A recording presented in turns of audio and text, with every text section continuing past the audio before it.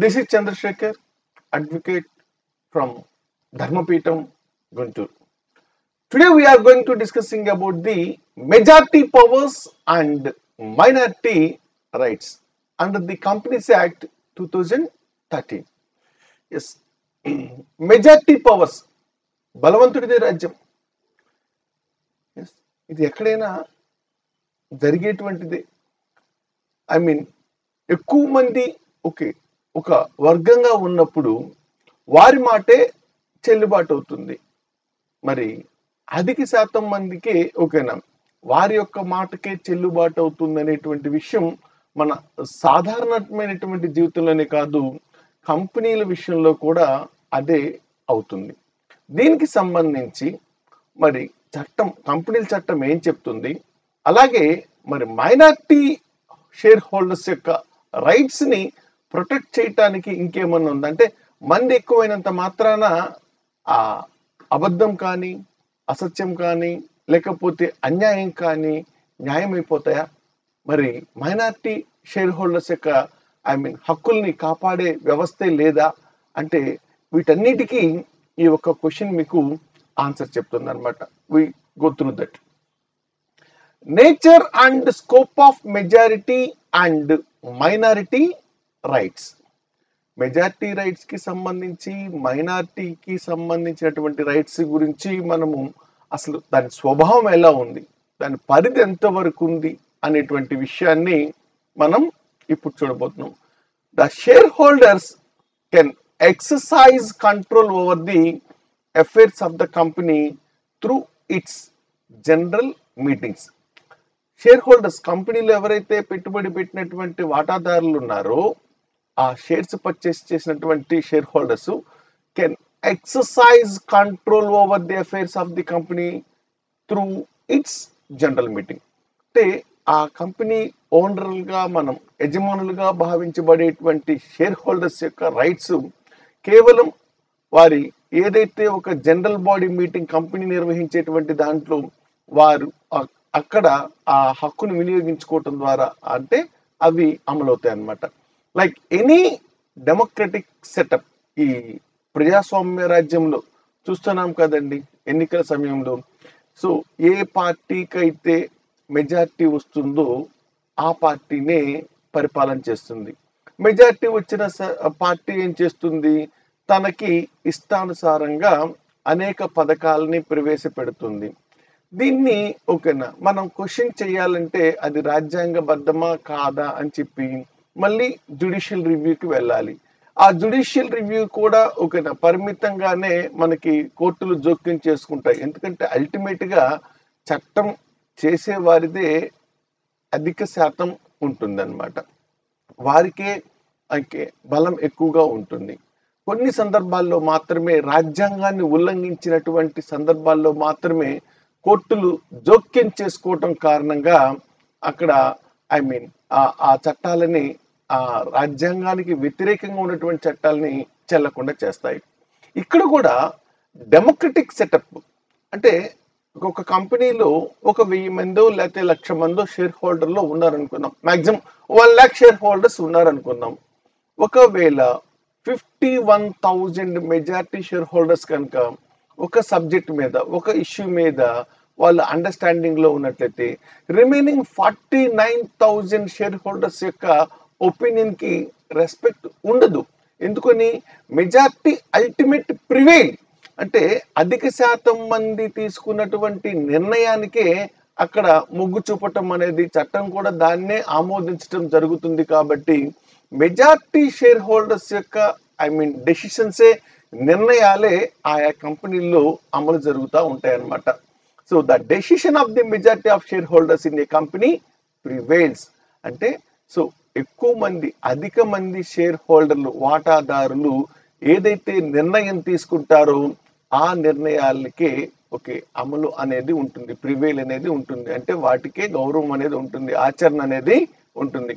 According to the majority rule, ఇప్పుడు మనం అంటే మెజారిటీ షేర్ హోల్డర్స్ తీసుకున్న డెసిషన్ నే మనం ప్రివైల్ అవుతుంది, అదే అమలు చేయాలి, అదే అంతిమం అని చెప్పాను కదా, దాన్నే మనం ఏం చెప్తున్నాం ఇక్కడ, మెజారిటీ రూల్ అంటున్నాం. According to majority rule, the will of the majority the will of the majority should prevail over the will of the minority in matters of internal administration of the company. So ఈ minority share holders ఎవరైతే ఉన్నారో వాళ్ళ నిర్ణయం కన్నా ఈ company నిర్వహణకి సంబంధించి majority share holder యొక్క నిర్ణయాలే అమలు చేయబడతాయని చెప్పేసి మనకి ఈ మెజార్టీ రూల్ అనేటువంటి దాని ద్వారా అర్థమవుతుంది. So this principle is the basis for majority rule. ఇలా సో కంపెనీ నిర్వహణకి సంబంధించి అధిక శాతం మంది అంటే ఎక్కువ శాతం మంది షేర్ హోల్డర్స్ తీసుకునేటువంటి నిర్ణయానికే అమలు ఉంటుంది, చట్టబద్ధత ఉంటుంది, వ్యాలిడిటీ ఉంటుంది అనే రూల్ ని మనం ఏమంటాం, మెజార్టీ రూల్ అంటున్నాం అనమాట. It was established in Foss versus Harbottle case. So ఈ ఫాప్స్ వర్సెస్ హర్బోటల్ కేసులో కూడా మనకి ఈ విషయాన్ని స్పష్టం చేయడం జరిగింది. The principle in this rule is that only the majority have a right to determine everything connected with the management of the company, where a general meeting has confirmed the action taken by the directors. Sentence కొంచెం పెద్దగా ఉంది, tension పడకండి. The principle in this rule అంటే ఇప్పుడు మనం ఏదైతే majority rule అని మాట్లాడుకుంటున్నామో ఆ మెజారిటీ రూల్ గురించి మాట్లాడుతున్నాం. The principle in this rule is that ఏంటంటే అది only the majority have a right. Majority ఎక్కువ మంది ఉన్నటువంటి ఓకేనా ఏదైతే ఎక్కువ మంది ఉన్నటువంటి వారి హక్కు గురించి ఎలా డిటర్మైన్ చేయబడుతుందంటే పరిగణించబడుతుందంటే everything connected with the management of the company. Company నిర్వహణకి సంబంధించి అధిక శాతం మంది ఏదైతే నిర్ణయం తీసుకుంటారో వారు తీసుకున్నటువంటి నిర్ణయానికే, వారు చేసినటువంటి ఆ తీర్మానానికే హక్కు ఉండటం జరుగుతుంది. వేరే general meeting has confirmed the action by the directors. So అది ఎక్కడ ఈ మెజారిటీ వాళ్ళు తీసుకున్నటువంటి నిర్ణయాన్ని అమలు చేయడం జరుగుతుంది. కంపెనీ నిర్వహించినటువంటి జనరల్ మీటింగ్ ప్రతి సంవత్సరం సాధారణ సమావేశాన్ని అంటే సర్వసభ్యులతో కలిసి ఆల్ షేర్ హోల్డర్స్ ని ఓకేనా ఇన్వైట్ చేసి ఏదైతే ఒక మీటింగ్ కండక్ట్ చేస్తారో ఆ మీటింగ్ లో ఆ సమావేశంలో వారు మెజారిటీ పీపుల్ తీసుకున్నటువంటి మెజారిటీ షేర్ హోల్డర్ తీసుకున్నటువంటి నిర్ణయాన్నే డైరెక్టర్లు అమలు చేయటం అంటే అంతిమం చేయటం అంటే వాటిని ఫైనలైజ్ చేయటం జరుగుతుంది. Therefore the minority can not be permitted to bring an action which might be nullify wishes of the majority share holder. కాబట్టి సో తక్కువ మంది షేర్ హోల్డర్స్ ఉండేటువంటి తక్కువ మంది నిర్ణయం చేసినటువంటి షేర్ హోల్డర్ల యొక్క నిర్ణయాలకి విలువ ఉండదు. కాబట్టి సో ఈ కేసు ద్వారా మనకి ఏమర్థం అవుతుందంటే అల్టిమేట్ గా అంటే మనం ఏదైతే ఒక కేసు చెప్పుకున్నామో ఫాస్ వర్సెస్ హర్బటల్ కేసు, ఈ కేసు ద్వారా ఏమర్థమవుతుంది, మెజారిటీ షేర్ హోల్డర్స్ తీసుకున్నటువంటి నిర్ణయానికే అమలు ఉంటుంది తప్ప మైనారిటీ షేర్ హోల్డర్ దాన్ని ఓకేనా ఇది మెజారిటీ యొక్క నిర్ణయాన్ని నల్లిఫై చేయలేదు అంటే చెల్లకుండా చేయలేదు అంటే మైనారిటీలు వాళ్ళ మైనారిటీదే కానీ సో మెజారిటీని వాళ్ళు డామినేట్ చేయలేరు అని చెప్పి అర్థమవుతుంది అన్నమాట. This rule is also known as the rule of supremacy of majority. ఈ మెజారిటీ రూల్ నే మనం అంటే మెజారిటీ షేర్ హోల్డర్స్ తీసుకున్న డెసిషన్ నే ఇంప్లిమెంట్ చేయాలి, ప్రివీల్ చేయాలి అనేటువంటి ఆ కంపెనీ అడ్మినిస్ట్రేటివ్ కి సంబంధించినటువంటి రూల్ ఏదైతే ఉందో దాన్ని మనం ఇక్కడ ఏమని చెప్తున్నామంటే supremacy of majority. So this rule is also known as the rule of supremacy of majority. Supremacy of majority, rule of supremacy of majority. So ఈ కేసుని కనుక మరొకసారి ఈ రూల్ ఏం చెప్పబడిందో ఈ ఫాస్ వర్సెస్ హర్బటల్ కేసులో మనం చూద్దాం.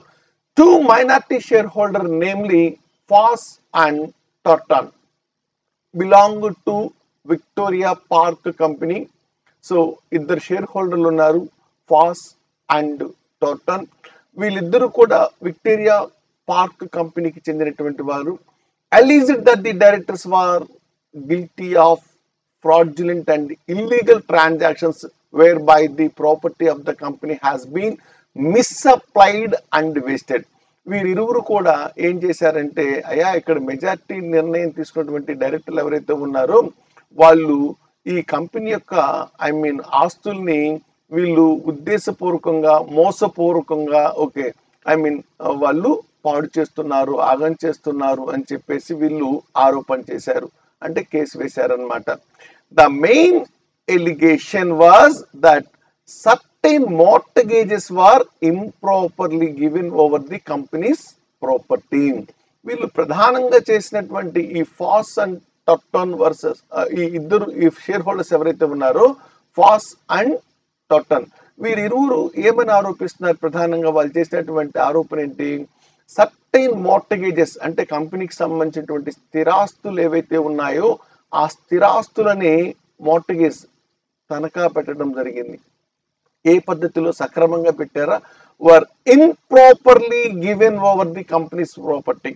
సో వాటిని ఇంప్రాపర్ అంటే అక్రమంగా వాటిని తనఖా పెట్టి వీళ్ళు ప్రయోజనం పొందారు, వీళ్ళు బెనిఫిట్ పొందారు, ఆ ప్రకారం కంపెనీకి నష్టం వాటిల్లేలా చేస్తున్నారు, కంపెనీ యొక్క ఆస్తుల్ని వీళ్ళు వేస్ట్ చేస్తున్నారు అనేటువంటి వీళ్ళు ఆరోపణ చేస్తున్నారు ఈ ఫాస్ అండ్ టొట్టన్ అనేటువంటి వాళ్ళు. But at the general meeting, the majority resolved that no action should be taken against them. వీళ్ళు ఎంత గట్టిగా ఆరోపించిన ఆ సర్వసభ్య సమావేశంలో అంటే జనరల్ బాడీ మీటింగ్ లో, యాన్యువల్ జనరల్ బాడీ మీటింగ్ అంటాం కదా, అక్కడ మెజారిటీ సభ్యులందరూ కూడా వీళ్ళు చేసినటువంటి పనిని దాన్ని తప్పుగా వీళ్ళిద్దరు ఆరోపించినట్టుగా భావించగా వారిద్దరి మీద ఎలాంటి చర్యలు తీసుకోవటం జరగలేదు. The two minority shareholders filed a petition against the directors and the others to enforce them to make good the losses to the company. అయితే వీరిరువురు ఆ కంపెనీ మీటింగ్ లో ఎంత ముత్తుకున్న మెజారిటీ షేర్ హోల్డర్స్ యొక్క నిర్ణయమే అమలైంది కాబట్టి వీరిద్దరి యొక్క ఆరోపణల్ని అక్కడ పట్టించుకోలేదు, వీరికి న్యాయం జరగలేదు కాబట్టి చివరికి వీరు కోర్టులో పిటిషన్ ఫైల్ చేస్తే డైరెక్టర్ల మీద చర్య తీసుకోమని చెప్పి, అయితే సో కోర్టు ఏం చేసింది? The court rejected the petition and ruled that an action which is supported by the majority shall be binding on the minority and no suit against such action would lie at the instance of the minority.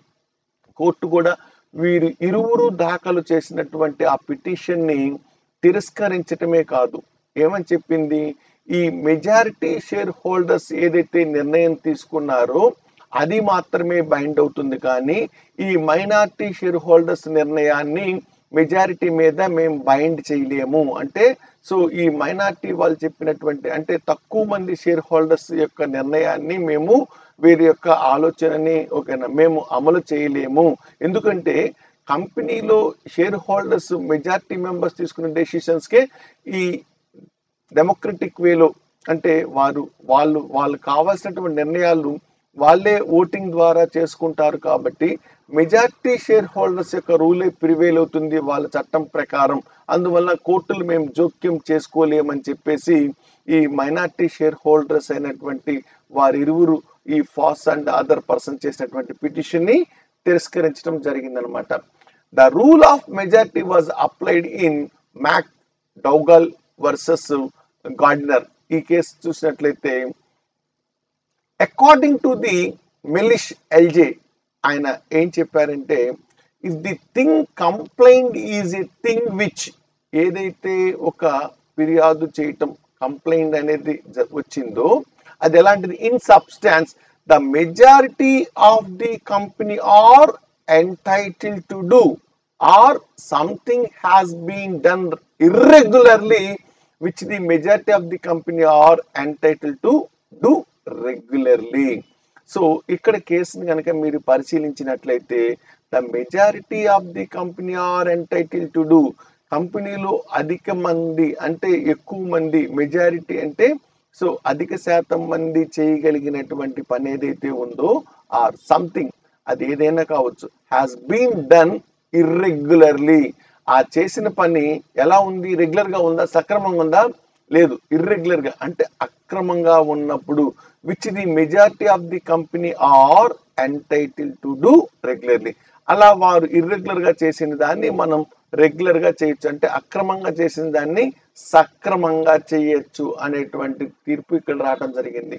So or if something has been done illegally which the majority of the company are entitled to do legally. So ఇక్కడ ఏదైతే illegal గా అంటే అన్యాయంగా చట్టానికి వ్యతిరేకంగా జరిగిందో ఎవరు చేశారు అది, which the majority of the company are entitle to do.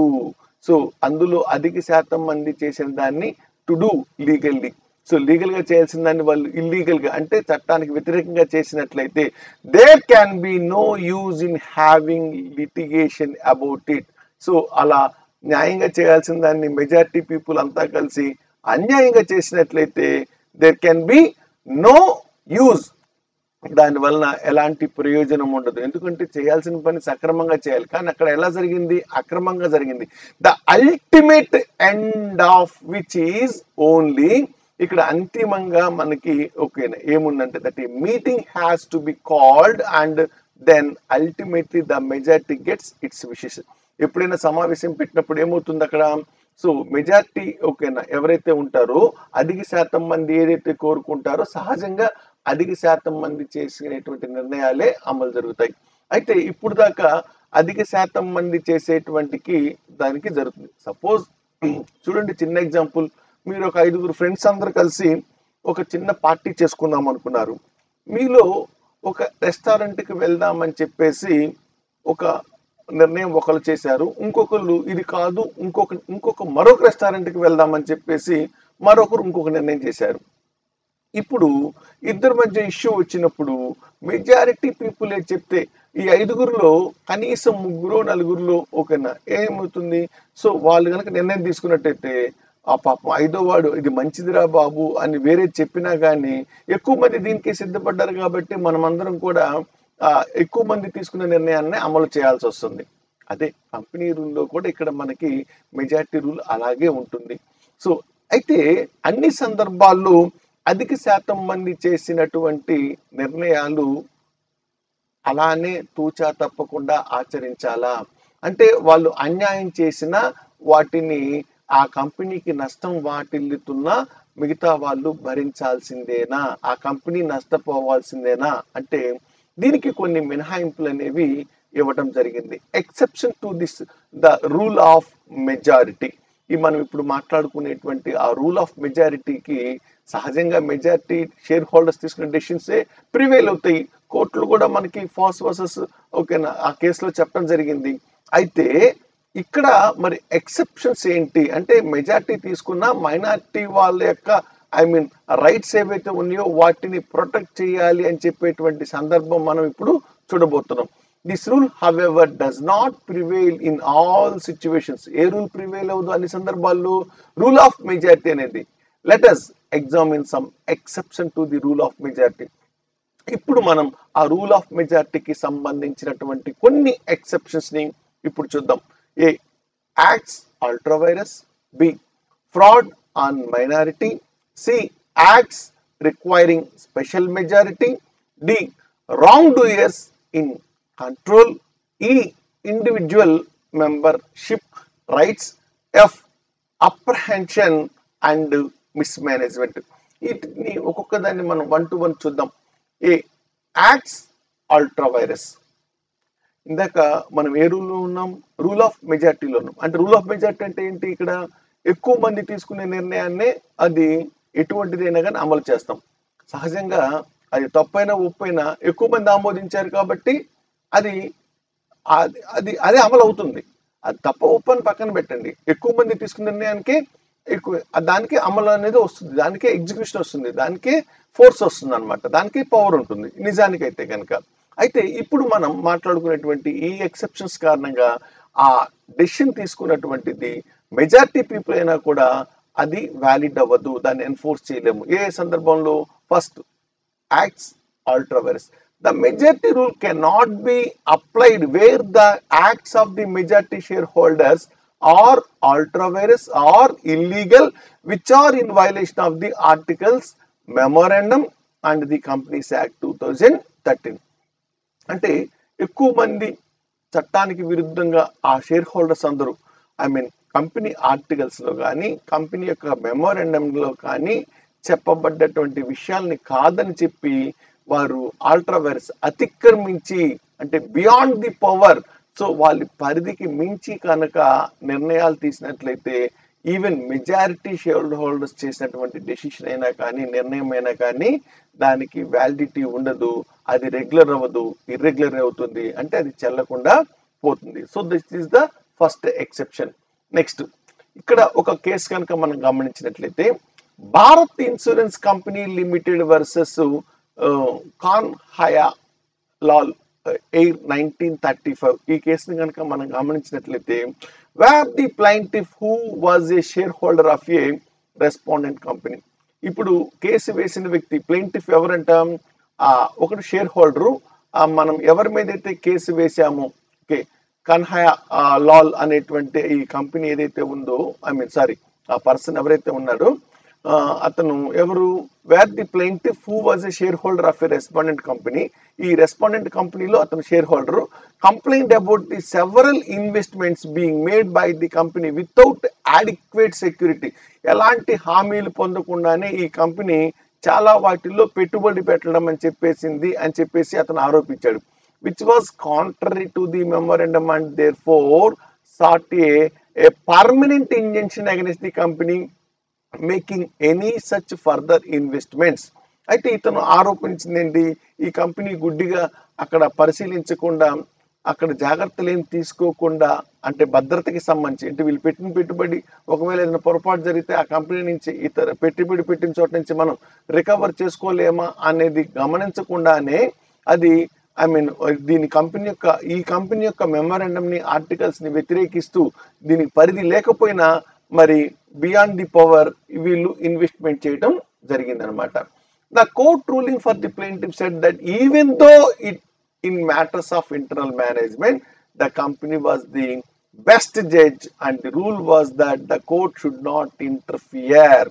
So company ఒక లీగల్ పర్సన్ కదా, తనకి ఏం కావాలో తన మెంబర్స్ అందరూ కూడా తన డెసిషన్ తీసుకుంటారు. కాబట్టి ఈ కేసులో అతను ఆరోపించినప్పటికీ ఈ కంపెనీ ఎక్కడ పెడితే అక్కడ ఇర్రెగ్యులర్ గా సెక్యూరిటీ లేకుండానే ఇన్వెస్ట్ చేస్తుందని చెప్పినప్పటికీ వారు ఓకేనా, మెజారిటీ పీపుల్ వాళ్ళు సక్రమంగా నిర్ణయం తీసుకోగలరు, అక్కడ మెజారిటీ రూల్ అనేది ఒకటి ఉంది కాబట్టి అందువల్ల మేము జోక్యం చేసుకోలేమని చెప్పేసి కోర్టు చెప్పింది. Application of assets of A company was not merely A matter of internal management. So ఆ ఆస్తులు ఏవైతే వినియోగం ఉందో కంపెనీకి సంబంధించి అవి ఇంటర్నల్ మేనేజ్మెంట్ లో భాగం అవ్వదని చెప్తుంది. In the instant case the company directors were acting ultra vires and therefore a single share holder was eligible to bring an action against the company. అయితే ఇక్కడ అంతిమంగా ఏం జరిగింది, ఆ కంపెనీలో ఉన్నటువంటి మెజారిటీ షేర్ హోల్డర్స్, డైరెక్టర్స్ అందరూ కలిసి అక్కడ సెక్యూరిటీ ప్రాపర్ గా కేర్ తీసుకోకుండానే వాళ్ళు ఇన్వెస్ట్మెంట్ చేస్తే, ఈవెన్ ఆ సూత్రాన్ని అంటే వారు చేసిన పనిని అది అక్రమం అని చెప్పి ఒక్క షేర్ హోల్డర్లే కోర్టుకు వెళ్తే అక్కడ ఏం చేసిందంటే అది అల్ట్రా వైరస్, అంటే చట్ట పరిధిలో లేదు కాబట్టి, అంటే మెమోరాండం కానీ ఆర్టికల్స్ కానీ సపోర్ట్ చేయలేదు కాబట్టి అందువలన ఆ సింగిల్ షేర్ హోల్డర్ ఏదైతే తీసుకొచ్చాడో కేసు, ఓకేనా, అది సక్రమమే అని చెప్పి చెప్పడం జరిగింది అనమాట. ఇంకొక పాయింట్ చూద్దాం ఇప్పుడు. ఎక్సెప్షన్ 1 మనం అల్ట్రా వైరస్ చెప్పుకున్నాం. ఎక్సెప్షన్ 2 వచ్చేసి మనకి fraud on minority.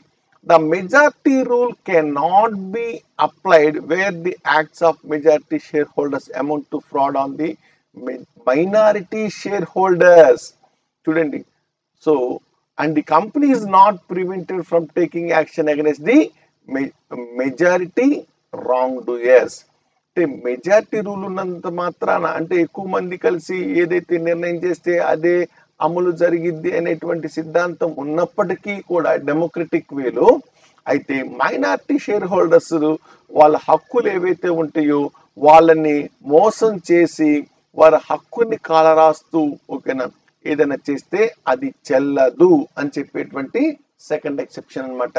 Next C point చూడండి, ఇక్కడ యాక్ట్స్ రిక్వైరింగ్ స్పెషల్ మెజారిటీ. కొన్ని సందర్భాలలో ఆయా చర్యలకి స్పెషల్ మెజారిటీ, అంటే సాధారణ మెజారిటీ అంటే సో హాజరైన వాళ్ళల్లో సో మెజారిటీ ఉంటే సరిపోతుంది, అంతేగాని ఒక స్పెషల్ అనే దానికి వచ్చేదానికి మొత్తం సభ్యుల్లో మరి 2/3 వంతు ఉండాల్సి వస్తుంది అనమాట ఈ మెజారిటీ అనేది. The majority rule cannot be applied where certain acts are passed only by an ordinary resolution. ఈ మెజారిటీ రూల్ అనేది మనము ఆర్డినరీ రిజల్యూషన్ ఉన్నప్పుడు అమలు చేయలేము. ఎందుకనంటే అక్కడ కొన్ని సందర్భాల్లో అక్కడ స్పెషల్ మెజారిటీ అవసరం అవుతుంది. Where passing of such acts requires a special resolution. ఎందుకంటే అక్కడ మనకి స్పెషల్ రిజల్యూషన్ కొన్ని ముఖ్యమైన అంశాలు ఉంటాయి.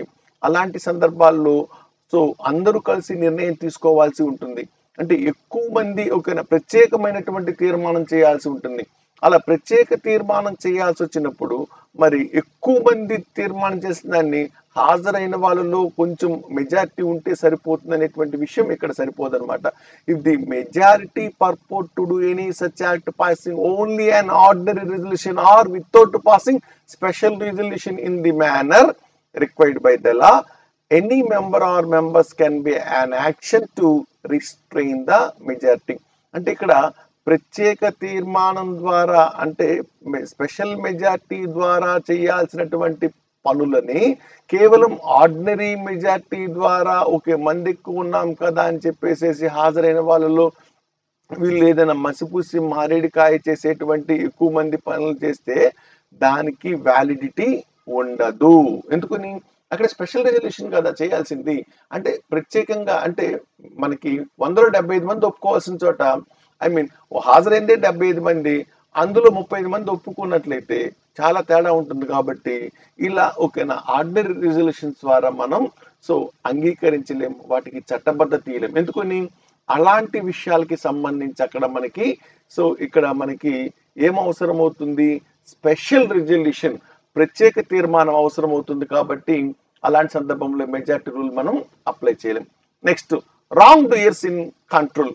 The majority rule cannot applied where the controlling shareholders would not permit an action to be brought against the wrongdoers. ఇక్కడ majority rule మనము అమలు చేయలేం, కెనాట్ బి అప్లైడ్. ఈ మెజారిటీ రూల్ ఎప్పుడు అప్లై చేయలేకపోతున్నాం, ఎందుకు అప్లై చేయలేకపోతున్నాం? Where the controlling share holders would not permit an action to be brought against the wrong doers. ఎవరైతే తప్పులు చేస్తున్నారో ఆ తప్పుల్ని వారు చేస్తున్నటువంటి తప్పులు చేసే వ్యక్తుల్ని ఆ తప్పుల్ని నియంత్రణ చేయలేకపోతున్నట్లయితే అలాంటి సందర్భంలో మెజారిటీ రూల్ అనేది అమలు జరగదు, దానికి విలువ ఉండదు. In such cases any member can bring an action. So మీరు తప్పు చేస్తున్నా కానీ చూస్తూ ఉండిపోయారు కాబట్టి మెజారిటీ ఉన్నంత మాత్రాన అలాంటి సందర్భంలో ఆ తప్పుల్ని వీళ్ళు కాయలేనప్పుడు ఆ పరిపాలన ఆ నిర్వహణ అనేది అనవసరం వ్యర్థం అవుతుంది. కాబట్టి అలాంటి సందర్భంలో కూడా మెజారిటీ రూల్ అనేది అమలు జరగదు. The word control means the majority control. So ఇక్కడ కంట్రోల్ అంటే ఇక్కడ సామాన్యంగా నియంత్రించటం కాదు, ఇక్కడ మన పరిభాషలో ఇక్కడ కంపెనీ యాక్ట్ కి సంబంధించి ఇక్కడ మనం ఏం చెప్పుకుంటున్నామంటే మెజారిటీ కంట్రోల్, అధిక శాతం మంది నియంత్రణ చేయటం అనమాట. It has been recognised that control can exist without majority power. కాబట్టి ఇక్కడ మనకి ఏమర్థమవుతుంది, ఎలా గుర్తించడం జరిగింది దాన్ని, దట్ కంట్రోల్ ఆ నియంత్రణ ఎలా ఉండాలి, can exist without majority power. అంటే మెజారిటీ పవర్ లేకుండా అది ఓకేనా, అది మెజారిటీ పవర్ ఉన్నప్పుడు మాత్రమే అది ఉంటుంది అనమాట. Next individual membership rights.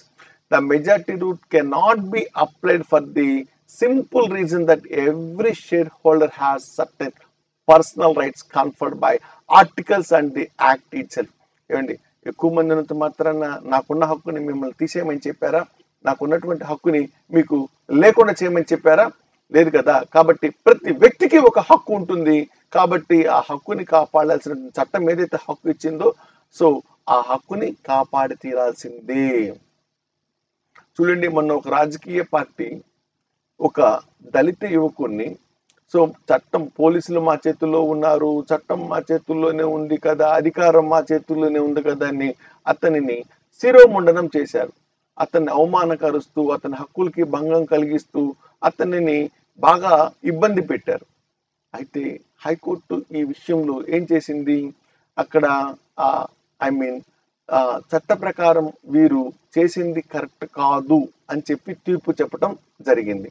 అంటే ఒక్క వ్యక్తి అయినా సరే అంటే మైనారిటీగా ఉన్నటువంటి వ్యక్తి సో ఒక్కడైనా వాడి చట్ట ప్రకారం వాడికి ఇవ్వబడ్డటువంటి హక్కులు కనుక వాడికి ఉన్నట్లయితే ఆ హక్కులని మనం మెజారిటీ వాళ్ళు తోసిపుచ్చలేరు, అది తాత్కాలికమే. In the words of Palmer, అతను ఏం చెప్పాడంటే పామర్ అనేటువంటి legal jurist, if such right is in question, ఆ హక్కు అనేది ఇక్కడ ఒక ప్రశ్న, a single share holder can on principles deny a majority consisting of all the other shareholders. ఇక్కడ ఈ సూత్ర ప్రకారం ఒక సింగిల్ షేర్ హోల్డర్, ఒకే ఒక్క వాటాదారుడు ఎవడైతే ఉంటే అతను మెజారిటీ యొక్క నిర్ణయాన్ని ఎక్కువ మంది తీసుకునేటువంటి వాటాదారుల నిర్ణయాన్ని ఇతను డినై చేయగలడా? ఎస్, అది అక్రమం అయితే ఖచ్చితంగా అతని యొక్క రైట్ ప్రొటెక్ట్ కావాలి కాబట్టి చేయొచ్చు.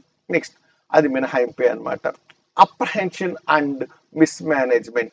The majority rule cannot be applied because the Companies Act 2013 facilitate for the prevention of apprehension and mismanagement.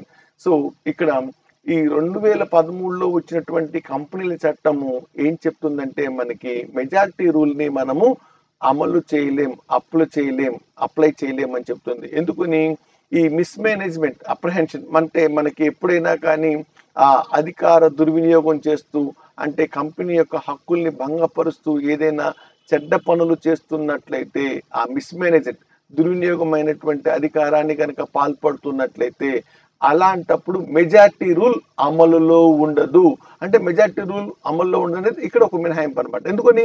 సహజంగా అయితే మెజారిటీ తీసుకునేటువంటి నిర్ణయాలే అమలవుతాయి, కానీ మిస్మేనేజ్మెంట్, తప్పుడు పనులు చేసేటప్పుడు ఎంతమంది చెప్పినా తప్పే కదండి, కలిసి చేసిన, కాబట్టి దానికి విలువ ఉండదు. అందువల్ల ఇది కూడా ఒక మినహాయింపు అనమాట.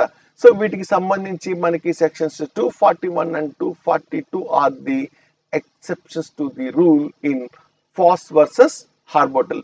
కాబట్టి ఈ ఫాస్ వర్సెస్ హార్బోటల్ కేసులో మనకి ఈ 241 and 242 ప్రొవిజన్స్ అనేవి చాలా ముఖ్యమైనటువంటి సెక్షన్లు అనమాట. This is the rule. అంటే మంది ఎక్కువ ఉన్నంత మాత్రాన అది మంచి అయి ఉండాల్సిన అవసరం లేదు.